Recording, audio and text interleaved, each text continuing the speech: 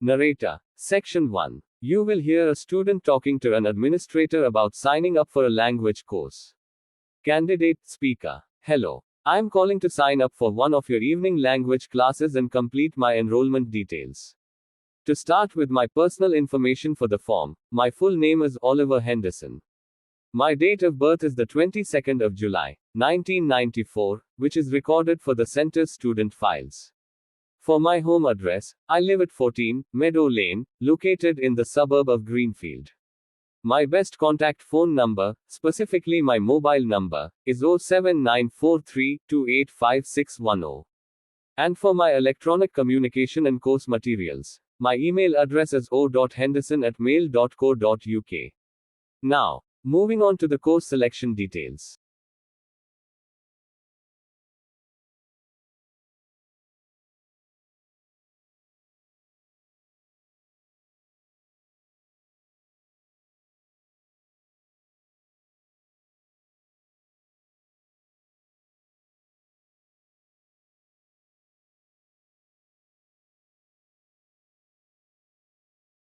The course selection details.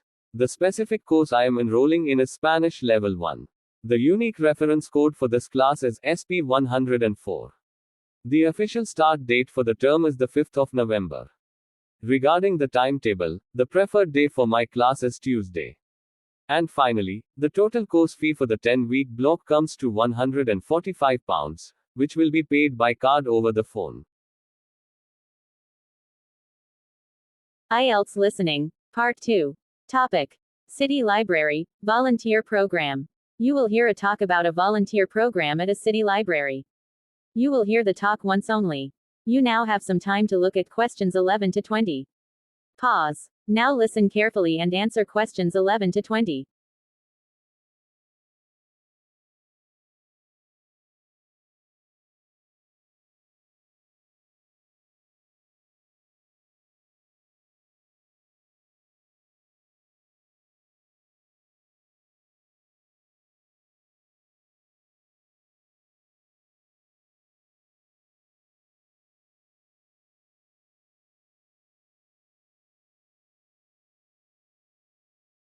IELTS Listening, Part 2. Topic. City Library, Volunteer Program. You will hear a talk about a volunteer program at a city library. You will hear the talk once only. You now have some time to look at questions 11 to 20. Pause. Now listen carefully and answer questions 11 to 20. Good morning, everyone, and welcome to the City Library. My name is Sarah Wilson, and I'm the Volunteer Program Coordinator. Today, I'd like to tell you about our new volunteer program and explain how you can become involved. Our library has become increasingly busy over the past year. In particular, we have noticed a significant increase in the number of students and young people visiting the library. As a result, we are now looking for student volunteers to provide additional support to our regular staff. Let me begin by explaining what kind of volunteers we are looking for. We are mainly looking for student volunteers who are reliable, friendly, and willing to work with members of the public. The main responsibility of our volunteers will be shelving and organizing books.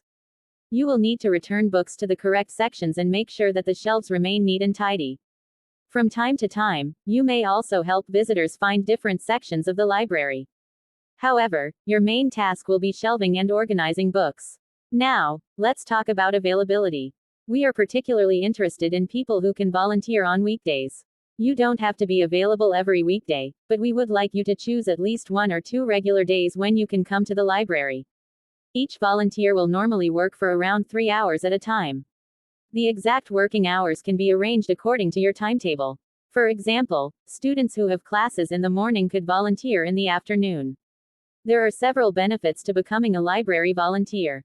First of all, you will have the chance to learn new skills. These include communication, organization, and customer service skills. Volunteering can also give you useful experience of working as part of a team. Another important benefit is that the experience can help you when applying for future jobs. In particular, it can be useful for improving your CV because it shows potential employers that you are responsible and willing to contribute to the community. I should point out, however, that volunteers do not receive free books. You can borrow books using your normal library membership, but free books are not provided as a benefit of the volunteer program. Now, you may be wondering why the library needs more volunteers. The main reason is simple: more people are visiting the library. Over the past year, visitor numbers have increased considerably. We have introduced several new services, and these have attracted more people to the library. So, the program isn't mainly about raising money, and it isn't specifically designed to organize children's events. Its main purpose is to provide extra help for our busy library staff. Finally, I'd like to explain how you can apply. If you are interested in becoming a volunteer, you should send an email to the library.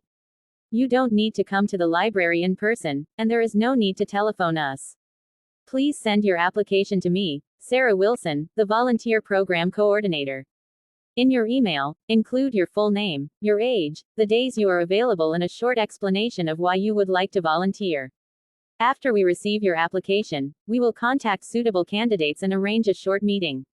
Before we finish, let me quickly summarize the important information. We are looking for student volunteers. The main task is shelving and organizing books.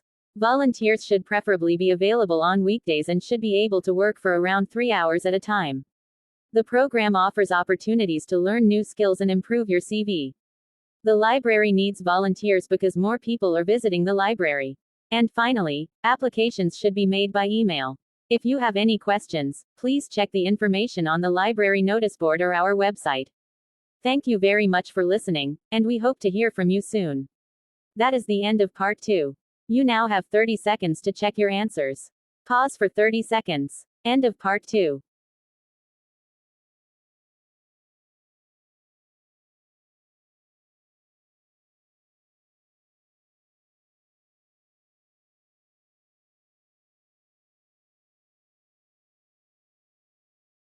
Section 3. You will hear a student talking alone about a university research project on urban parks and the feedback received from their tutor.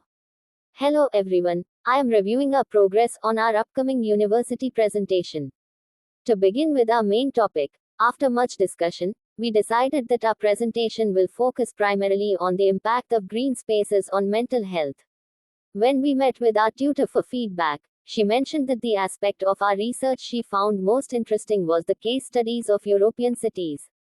However, during the tutorial, she also offered some critical advice, suggesting that we should re-evaluate their conclusion before finalizing our slides. Looking ahead to our next tutorial session, we need to prepare a presentation outline to show her a structured plan. Finally, regarding the specific research methods we applied to different locations. For Amsterdam, we conducted interviews with urban planners. For Singapore, our primary method involved an analysis of traffic flow data.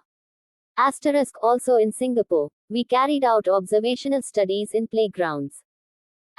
For New York, we completed a thorough review of municipal records. And finally, still in New York, we administered a survey of resident satisfaction. Part 4. You will hear a lecture on the role of storytelling in business. First, you have some time to look at questions 31 to 40. Now listen and complete questions 31 to 40.